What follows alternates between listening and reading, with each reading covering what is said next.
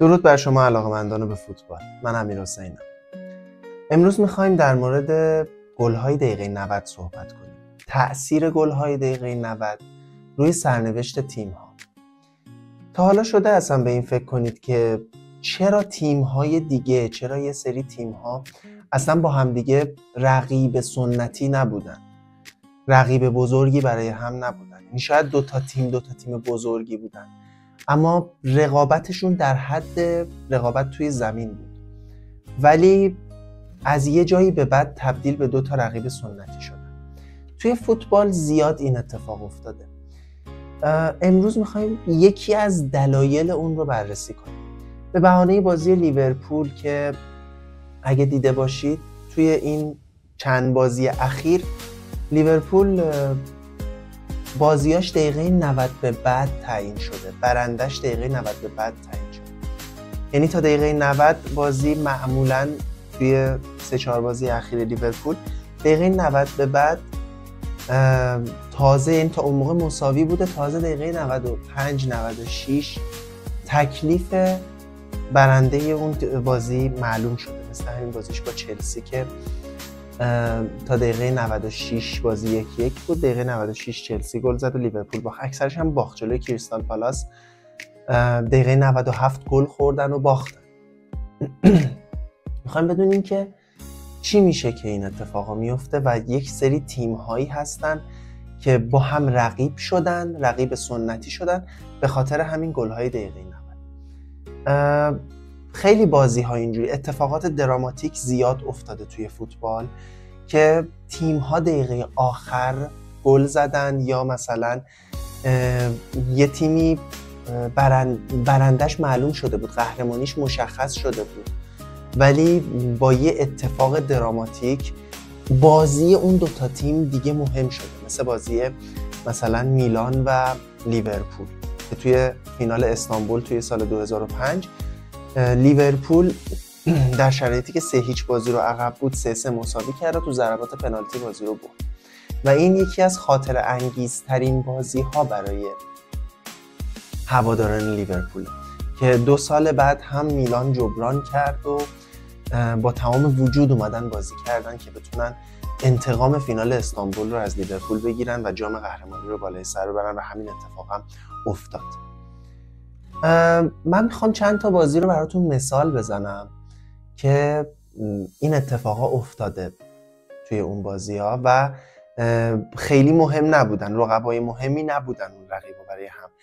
مصاحبه های بعد بازی رو میخوایم تحلیل کنیم تا بفهمیم که اون اتفاق باعث شد که بازی این دوتا تیم بازی مهمی بشه.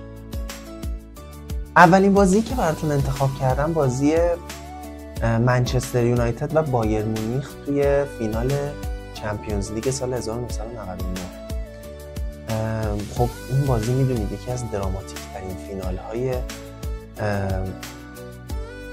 چمپیونز لیگ بوده که اصلا منچستر یونایتد هم بایر مونیخ خب تیمای بزرگی بودن، ولی بازیشون در حد یک بازی بزرگ بود، در حد اینکه خب رقیب سختی مقابلشون قرار گرفته، در این حد با هم دیگه رقابت میکردن و رقابتشون در حد رقیب سنتی نبود.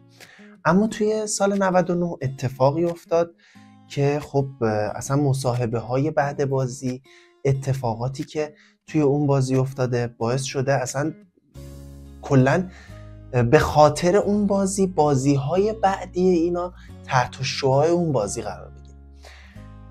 حتی مصاحبه هایی هم از این بازی داشتیم. مثلا الیور کان بعد اون بازی، خب شما میدونید اون بازی چه اتفاقی افتاده دیگه، اون بازی رو بایر مونیخ تا دقیقه 92 اون بازی رو 1-0 جلو بوده که 2 تا گل از روی نقطه کرنر در دقیقه 92 و دقیقه 94 سرنوشت بازی رو عوض کرد و بازی حتی به وقتای اضافه هم کشیده نشد و منچستر یونایتد همون 90 دقیقه تونست بازی رو ببره و فقط در عرض 2 دقیقه جام قهرمانی از مونیخ به منچستر رفت.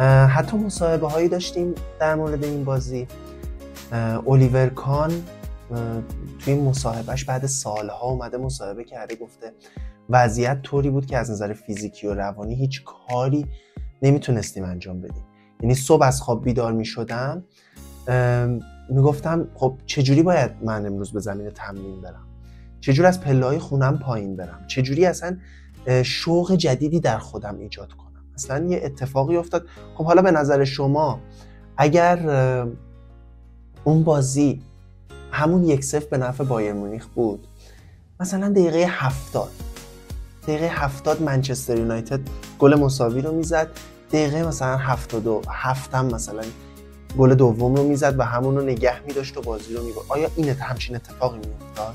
یا مثلا اگه منچستر یونایتد 1-0 این بازی رو می‌برد، آیا انقدر تلخ میشد برای هواداران بایرن یا اونقدر شیرین میشد برای هواداران منچستر یونایتد؟ قهرمانی اروپا خیلی شیرین، خب برای من هواداران منچستر یونایتد قطعا خیلی شیرین میشد. ولی خب این گل دقیقه 90، این دو گلی که دقیقه 92 و 94 به ثمر رسید، اتفاقی افتاد که هم خیلی تلخ برای بایرنی ها بود و هم خیلی دوچندان بود، خیلی شیرین تر برای هواداران منچستر یونایتد بود. و از اون موقع به بعد حتی رومینگه رئیس وقت باشگاه بایر مونیخ گفت از زمان فینال 99 به بعد بازی منچستر یونایتد و بایر مونیخ تبدیل به یک بازی بزرگ شد. یعنی دیگه مهم نبود که منچستر یونایتد و بایرن توی چه مرحله‌ای مقابل هم قرار گرفتن، توی فینال مقابل هم قرار گرفتن، توی نیمه نهایی قرار گرفتن، یا اصلا تو مرحله گروهی مقابل هم قرار گرفتن. همون اتفاق که توی سال 99 افتاد باعث شد هر جایی منچستر یونایتد و بایر مونیخ مقابل هم قرار بگیرن این بازی یک بازی بزرگ باشه. حتی علی دایی اسطوره فوتبال کشورمون هم توی اون بازی روی نیمکت بایر مونیخ نشسته بود و فرصت بازی حالا بهش نرسید، ولی او هم مصاحبه هایی کرد. علی دایی هم مصاحبه کرده بود و توی مصاحبهش گفته بود که باخت بایر مونیخ توی فینال، یعنی باخت بایر مونیخ رو در فینال 99 گردن سرمربی تیمشون انداخت و گفت به خاطر تعویضای اشتباه اون بود که ما بازی رو واگذار کردیم. اونم بعد چند سال این مصاحبهش بیرون اومد. حالا شما هم اگر خاطره ای از اون بازی توی ذهنتون هست حتما تو کامنت ها برامون بنویسید. یا برای مثال بخوایم بریم سراغ بازی های دیگه، من میتونم بازی هایی رو براتون مثال بزنم که اتفاقی در اون بازی بولد شد که اگر گل دقیقه آخره زده نمیشد اصلا اون اتفاق بولد نمیشد. و باز هم توی اون بازی دو تا رقیبی که اصلا رقیب هم نبودن، فقط دو تا حریف بزرگ برای هم بودن، تبدیل به رقیب سنتی برای هم شد. برای مثال بازی چلسی و بارسا توی سال 2009.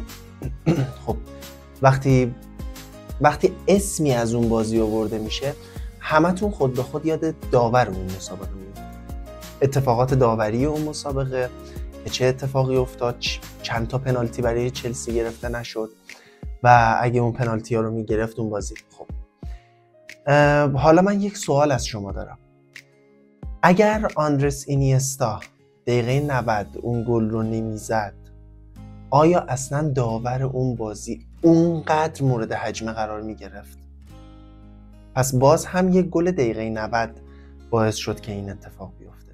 تا دقیقه 90 بازی 1-0 به نفع چلسی بود، بازی که بازی رفتش تو زمین بارسلونا 0-0 مساوی شده بود و بازی برگشت چلسی خیلی هجومی شروع کرده بود با یه گل خیلی فوق‌العاده از مایکل اسین. چلسی پیش افتاد بازی رو و خب با وجود اینکه بازی رفتشون چلسی خیلی دفاعی بازی کرده بود، خب پیش بینی ها هم از اون بازی اینجوری بود که باز هم بارسلونا، خب بارسای گواردیولا تو سال 2009 تو همه بازی ها مالکیت توپ رو در اختیار داشت، تو تمام بازی ها با گل های فراوون بازی رو میبرد، جشنواره گل به راه مینداخت. ولی اون بازی خب همه انتظار داشتن که باز هم بارسلونا بیاد و یک بازی هجومی و مالکانه رو از خودش نشون بده، ولی چلسی بارها و بارها بارسا رو اون بازی تحت فشار گذاشت و چندین موقعیت پنالتی هم برای چلسی گرفته نشد. خب شما به اعتراض بازیکن‌ها توی اون بازی دقت کنید. یعنی بازیکن‌ها، یعنی قبل از گل اینیستا در دقیقه 90 و بعد از گل اینیستا.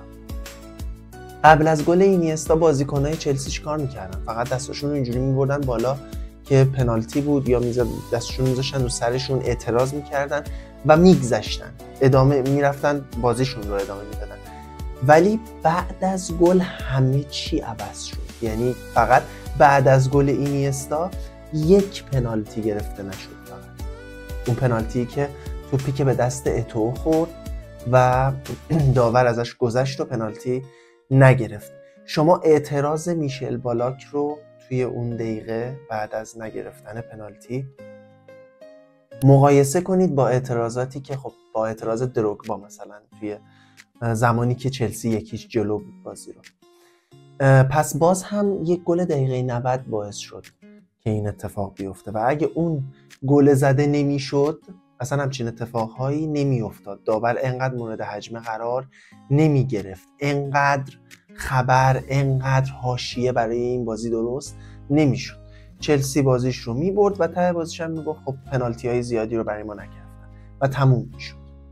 و برای بازی سوم میخوام ازتون از بازی صحبت کنم که فراتر از فوتباله، بازی که شاید دیگه فراتر از هواداری فوتبال. یک گل دقیقه 90 باعث شده که حتی پیج های انگیزشی میان از این بازی مثال بزنن. نمیدونم چند نفرتون این بازی رو دیدید، بازی واتفورد و لستر سیتی برای صعود به لیگ برتر جزیره. دو تیمی که از چمپیونشیپ به پلی آف اومده بودن و بازی رفتشون اگه اشتباه نکنم 1-1 مساوی شده بود و بازی برگشتشون 2-2 مساوی بود و لستر سیتی داشته با گل زده در خانه حریف، اون زمان خب گل زده در خانه حریف شمرده می شده. لستر سیتی با گل زده در خانه حریف داشت صعود میکرد که در دقیقه 97 بازی فکر کنم، آره دقیقه 97 بازی بود که اون بازی یک پنالتی به نفع لستر سیتی گرفته شده بود. یعنی لستر سیتی که همین جوریش داشت صعود میکرد با گل زده در خانه حریف، تازه یه پنالتی هم گرفته بود. اگه دقت کرده باشید به اون بازی، آلمونیا دروازه‌بان اسبق آرسنال دروازه‌بان واتفورد بود توی اون بازی که پنالتی دقیقه 97 بازیکن لستر سیتی رو گرفت، مهار کرد، تو 2 مرحله دبل سیو داشت اونجا و همونجا دفاع واتفورد زیر توپ زد، ضد حمله همون توپ رو سانتر کردن و گل سوم واتفورد به ثمر رسید و تیم جان فرانکو زولا، بازیکن سابق تیم ملی ایتالیا و باشگاه چلسی، به لیگ برتر صعود کرد و اتفاقی افتاد که اصلا تبدیل به یک ویدیوی انگیزشی شد. کلی موزیک های انگیزشی، حرف های انگیزشی توی اون ویدیو زده میشه و هر کی میخواد بگه ناامید نشو این بازی رو مثال میزنه. خب شما فرض کنید دقیقه 97 پنالتی به نفع لستر اعلام نمیشد و اون اتفاقا نمیافتاد یا اصلا واتفورد گلی نمیزد و به لیگ برتر لستر صعود میکرد، یا اصلا یه اتفاق دیگه ای میافتاد. زمانی که بازی 2-2 بود خیلی زودتر، مثلا 10 دقیقه زودتر واتفورد گل میزد و 3-2 بازی رو میبرد و میرفت لیگ برتر. آیا همچین کلیپی درست میشد؟ همچین اتفاق انگیزشی میافتاد؟ همچین خاطره دراماتیکی برای چه فوتبالی ها چه غیر فوتبالی ها به وجود می اومد؟ البته که خب بازی های دیگه رو هم داشتیم که خیلی دوتا تیم رقیب سنتی برای هم نشدن. مثلا چلسی و بارسا اگه دقت کرده باشید خب دیگه تبدیل به یک رقیب سنتی شدن، اتفاقی که دیگه حیثیتی شده بود بازی براشون. مثلا مثل بازی سال 2012 شون که اون گل دقیقه آخر فرناندو تورس، چلسی 10 نفره شده بود تو زمین بارسلونا، 10 نفره شده بود ولی انقدر حیثیتی بازی کرده بود به خاطر اون گل دقیقه 90 آندرس اینیستا بازی کلا برگشت تیم 10 نفره، حتی نباخت بازیش رو، بازی که 2-0 عقب بود و 2-2 مساوی کرد. ولی بازیایی هم داشتیم که این اتفاقا نیفته، دو تا تیم رقیب سنتی نشدن. مثلا منچستر سیتی اون گل دقیقه 94 سرخیو آگوئرو به کوینز پارک رنجرز بود فکر کنم. منچستر سیتی و کوینز پارک رنجرز دو رقیب سنتی نشدن، ولی یک اتفاقی افتاد، یک خاطره‌ای شد برای هواداران منچستر سیتی. خب منچستر سیتی بعد از اون خیلی قهرمانی‌های پی در پی آورد، قهرمانی اروپا هم آورده بود، ولی یکی از بهترین خاطرات منچستر سیتی رو اگر از خود هواداران منچستر سیتی بپرسید میان میگن قطعاً گل دقیقه 94 آگوئرو به کوینز پارک رنجرز. اتفاقی که اون سمت منچستر یونایتد خودشو داشت آماده جشن قهرمانی میکرد و فکر میکرد بازی منچستر سیتی تموم شده و لحظه آخر آگوئرو گل برتری تیمش رو زد و من سیتی قهرمان لیگ برتر شد و شد شیرین ترین خاطره برای یک هوادار من سیتی که البته اولین قهرمانیشون هم توی لیگ برتر انگلیس. و در نهایت بریم سراغ بازی دراماتیک آژاکس و تاتنهام تو سال 2019، اتفاقی که لوکاس مورا رقم زد با هتریکی که کرد و گل دقیقه آخری که زد و یک بازی دراماتیک شد و اون هم خب برای هواداران تاتنهام یک بازیه که فراموش نشدنیه و بهترین خاطره و شیرین ترین خاطره شاید بشه گفت برای هواداران تاتنهام. بازی که جلوی آژاکسی که رئال مادرید رو تو سانتیاگو برنابئو 4-1 شکست داده بود و توی زمین آژاکس بود، بازی توی زمین آژاکس داشت برگزار میشد و اون بازی رو آژاکس هم 2-0 و در مجموع رفت و برگشت 3-0 پیش افتاده بود و تاتنهام با 3 گل اون بازی رو برگردون و به خاطر گل زده در خانه حریف به فینال رفت